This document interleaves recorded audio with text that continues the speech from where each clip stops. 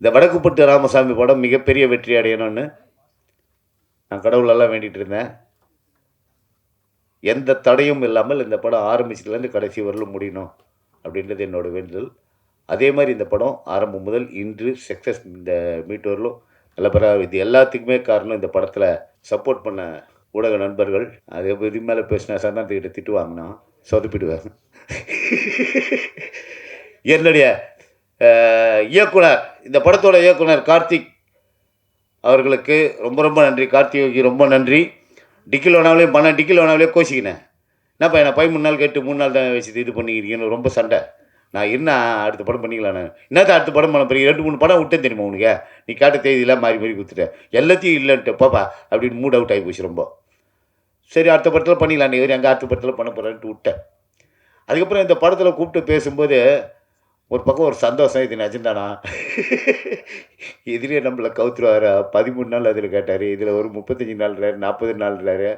நம்பி வேற படம் வந்தால் கமிட் ஆகலாமா வேணாமா? சந்தானம் படம் நடித்த படம் கூட 4 சீன் நடித்தாலும் நறுக்கல் ஆகிடும். நம்மளுக்கு லைஃப் சேஞ்ச் ஆகிடும். இதுதாங்க உண்மை.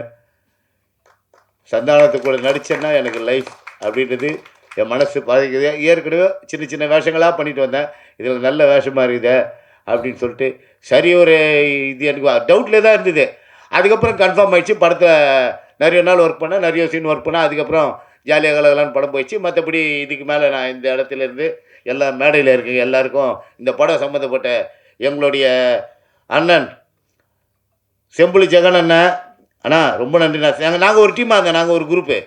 சுமதி அக்கா, செம்புலி ஜெகன் அண்ணா, அதுக்கப்புறம் பிரதீப்பு எல்லாம் நாங்கள் பிளாஸ்கில் டீ வாங்கி வச்சுக்கினேன். யூஸ் அண்ட் த்ரோ கப்பு போட்டுன்னு மரத்தில் எந்த மரத்தில் ஒன்றாலும் கட்டி தொங்கிட்டு அங்கே ஒரு பக்கமாக உட்காந்து பேசின்னு இருப்போம். ஜாலியாக அப்படி டீ அதுக்கு ஓடும்போது டீ பிஸ்கெட்டு போகிற எல்லாம் இருக்கும் அதில். முருகு இருக்குது, யாருக்கு என்ன உண்மை இருக்கும் அதில். அந்த மாதிரி அங்கங்கே ஒரு ஒரு என்னமோ ஒரு டூர் போயிட்டு வந்த மாதிரி அந்த இடங்கள் நிஜமாலுமே அற்புதமான லொக்கேஷன்லாம் பிரமாதமாக இருந்தது. அந்த லொக்கேஷனில் வந்து பாதராத்திரியில் பார்த்தீங்களா அந்த பண்ணி இனி காட்டு பண்ணி வரோம் அப்படின்னா காட்டு பண்ணி வருமா என்ன இது புருன்னு அது வேறு அந்த பக்கம் இந்த பக்கம் ஓடினு இருக்குது. இந்த பக்கம் எதாவது ஆப்போ திடீர்னு புலி கிளி வந்துட போதுன்னு போய். ஆனால் புலியெல்லாம் இங்கே வராது.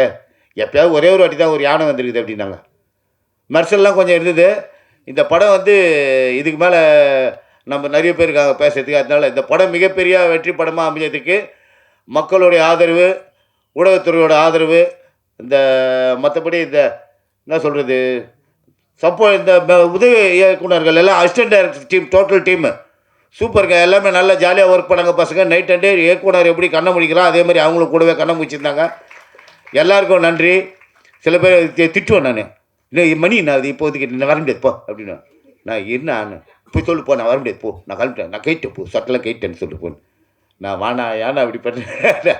அது மாதிரி இது எல்லாமே வந்து இந்த படம் மிகப்பெரிய வெற்றி அடைஞ்சும் போது சந்தோஷமாக இருக்குது, மனநிலை இருக்குது. இந்த தயாரிப்பாளர் மேலும் மேலும் பல படங்கள் பண்ணணும்.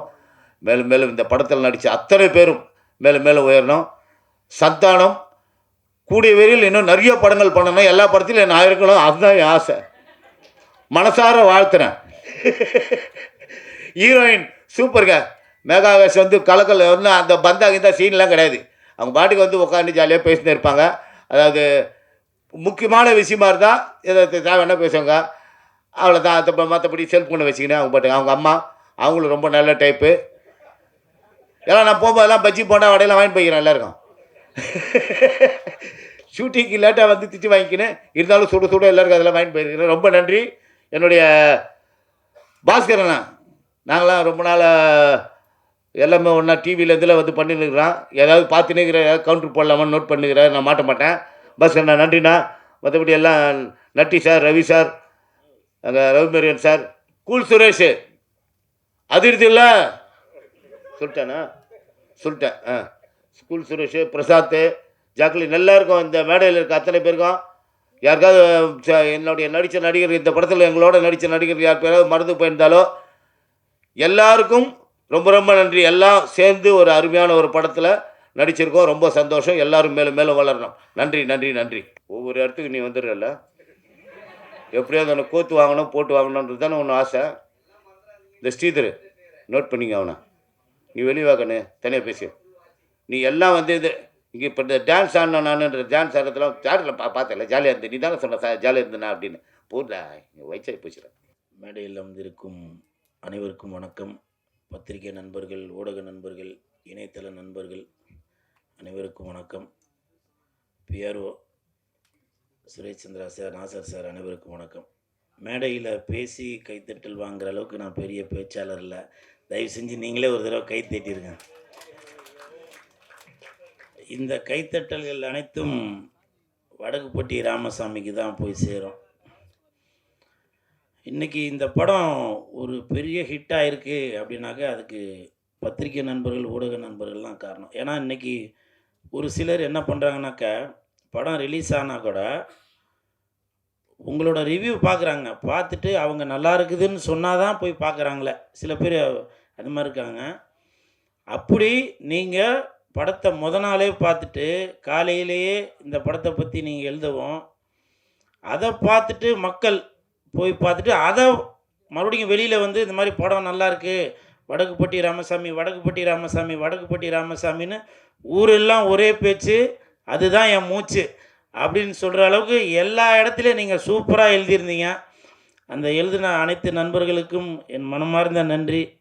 இந்த படத்தில் கார்த்திக் யோகி சார் எனக்கு நல்ல ஒரு வாய்ப்பை கொடுத்துருக்காரு. பொதுவாகவே நான் நடித்த படங்கள் நடித்ததுக்கப்புறம் சினிமாக்காரங்க மோஸ்ட்லி ஃபோன் பண்ண மாட்டாங்க. நானே ஃபோன் பண்ணி படம் பார்த்துங்க அப்படின்னு சொல்லுவாங்க. ஆனால் இந்த படம் பார்த்துட்டு சினிமாக்காரங்க producers, directors, assistant directors, managers அவங்கெல்லாம் ஃபோன் பண்ணி இந்த மாதிரி படம் பார்த்துங்க, படத்தில் நல்லா நடிச்சிருக்கீங்க, இவ்வளோ நாளை விட உங்களுக்குள்ளே ஒரு நடிப்பு திறமை இருக்கா அப்படின்றத நான் இப்போ தான் பார்த்துட்டு இருந்தேன், அதனால் சூப்பராக நடிச்சிருக்கீங்க அப்படின்னு சொன்னது மட்டும் இல்லாமல் ஒரு 4-5 படம் வடக்குப்பட்டி ராமசாமியை வச்சே எனக்கு வந்து கமிட் ஆகிருக்கு. அதற்கு இயக்குனர் கார்த்திக் யோகி சாருக்கு மிக்க நன்றி. ஏன்னா எந்த ஒரு நடிகருமே இயக்குனர் இல்லாமல், அது ரஜினி சாராக இருந்தாலும் சரி, கமல் சாராக இருந்தாலும் சரி, அஜித் சார், விஜய் சாராக இருந்தாலும் சரி, ஒரு இயக்குனர் தான் ஒரு நடிகனை வந்து உருவாக்க முடியும். ஸோ அப்படி வந்து என்னை வெளியே கொண்டு வந்திருக்க இயக்குனருக்கு என் மனமார்ந்த நன்றி. அப்புறம் சந்தானம் சார், நான் ஏற்கனவே பல இடத்துல நிறையா பேசிட்டேன், அவரை பற்றி பேசுகிறதுக்கு ஒன்றும் இல்லை. இப்போ கூட அந்த கண்ணாடி போட்டிருக்கேன், அது ஸ்டைலாக இருக்கா என்னன்னு தெரியல. ஆனால் இந்த கண்ணாடிக்கு சொந்தக்காரர் சந்தானம் சார் தான். இல்லை ஒருத்தர் சொல்கிறாரு இல்லைன்னா, இப்போ நான் சொல்கிறேன் பாருங்கள், அது கரெக்டு தான் இருக்கும். இந்த கண்ணாடி நம்ம சந்தானம் சாரோட மேனேஜர் பரத்தோடது. அவர் வந்து என்ன கண்ணாடி போடுங்கண்ணா, ஸ்டைலாக இருப்பீங்க அப்படின்னு சொல்லி சொன்னாங்க. ஸோ அப்படி பாருங்கள், என்னை வந்து அழகுபடுத்தி பார்க்குறது சந்தானம் சார் மட்டும் இல்லை, அவர் கூட இருக்கவங்க கூட நான் வளரணும் அப்படின்னு சொல்லி நினைக்கிறாங்க. பரத்து, மிக்க நன்றி. சந்தானம் சார் சார்பாக நன்றி. ஏன்னா சும்மா ஏதோ மேடைக்காக வந்து நம்ம பொய் புழுவி பந்தாவா அப்படின்னு சொல்லி பேசிட்டு போகக்கூடாது. உண்மை என்னவோ அதை பேசிட்டு போக வேண்டியதான்.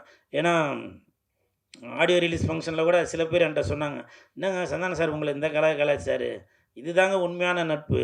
சும்மா மேடைக்காக சார் வந்து அவர் நல்லவர் வல்லவர் அப்படின்லாம் சொல்லாமல் உண்மை என்னவோ அதை வந்து ஓப்பனாக சொல்லிட்டு போகிறாரு.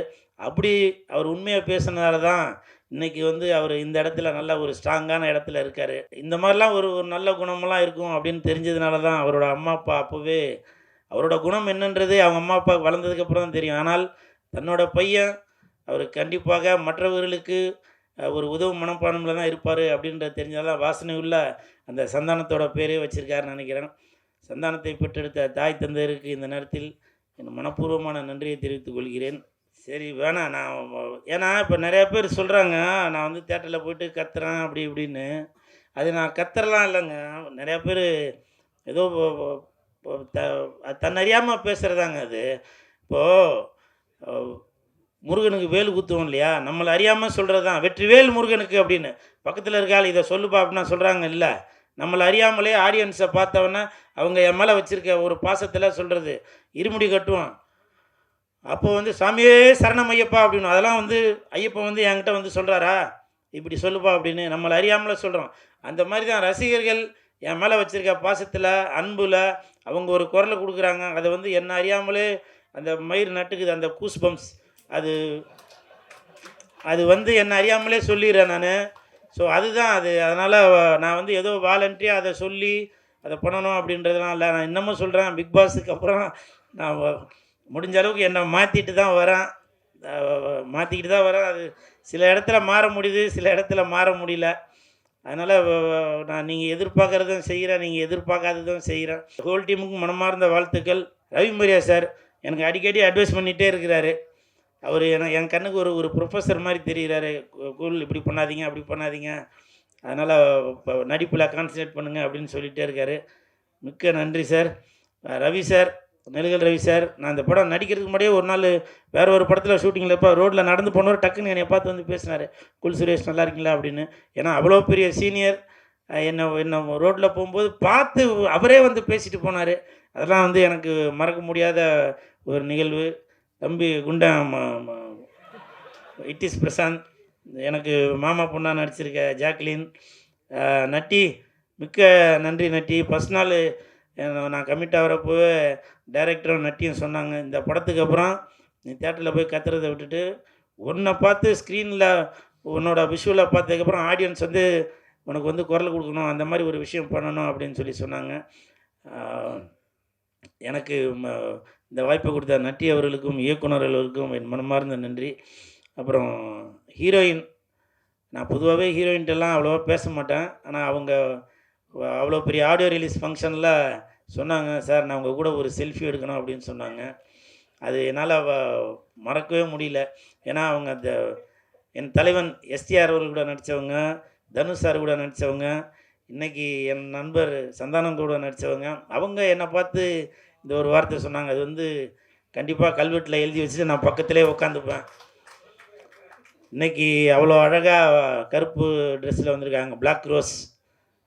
உங்களுக்கு என் மனமார்ந்த வாழ்த்துக்கள், நன்றி.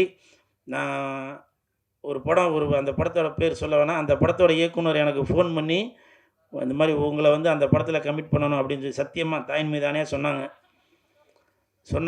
இந்த மாதிரி அந்த ஹீரோயின் வந்து நான் படத்துக்கு கமிட் பண்ணுங்கள், அவங்க கேரக்டர்லாம் எப்படி என்னன்னு கேட்டாங்க. அப்போ நான் சொன்னேன், இந்த மாதிரி அவங்களோட காம்பினேஷனில் நான் நடிக்கல, ஆனால் ஷூட்டிங் ஸ்பாட்டில் பார்ப்பேன், எப்போவுமே அவங்களுக்கு பாதுகாப்பாக அவங்க அம்மா பக்கத்துலேயே தான் நிற்பாங்க அப்படின்னு சொல்லி சொன்னேன். அது மட்டும்தான் சொன்னேன், மற்றபடி எதுவும் நான் அவங்க கூட காம்பினேஷன் நடிக்காதனால தெரியல. ஆனால் ரொம்ப சைலண்ட்டாக ஃபோன் நோண்டிட்டு அவங்க பாட்டுக்கு ஒரு ஓரமாக இருந்தாங்க. கண்டிப்பாக அவங்க அந்த டேரக்டர் ஃபோன் பண்ணும்போது என் பேரை சொல்லி தான் பண்ணுவார். அதை நான் இப்போ அந்த எந்த டேரக்டர்னு சொல்லிடுவேன், அது வேறு விதமாக நீங்கள் கொண்டு போயிடுவீங்க. மற்றபடி சேஷு, எம்எஸ் பாஸ்கர் சார், அனைவருக்கும் என் மனமார்ந்த நன்றி. எடிட்டர்ஸ் இன்னும் உள்ளவங்க எல்லாருக்கும் நன்றி. ஆபருக்கும் டாபருக்கும் எப்படி ஆபருக்கும் டாபருக்கும் ஆளி நாலு நானுங்கோ, பானைக்குள்ளே யானை பூந்த கதையை கொஞ்சம் கேளுங்கோ, வேப்ப மரம் புளிய மரம், அதுக்கு என்னப்பா மறந்து போச்சா, அண்ணங்கிட்ட பேசுங்கோ, வடக்கு பட்டி ராசா இந்த ராமசாமி தானுங்கோ. நன்றி நன்றி நன்றி. நல்ல வேலைப்பா, விசில் அடித்து கை தேடிட்டீங்க, நன்றி.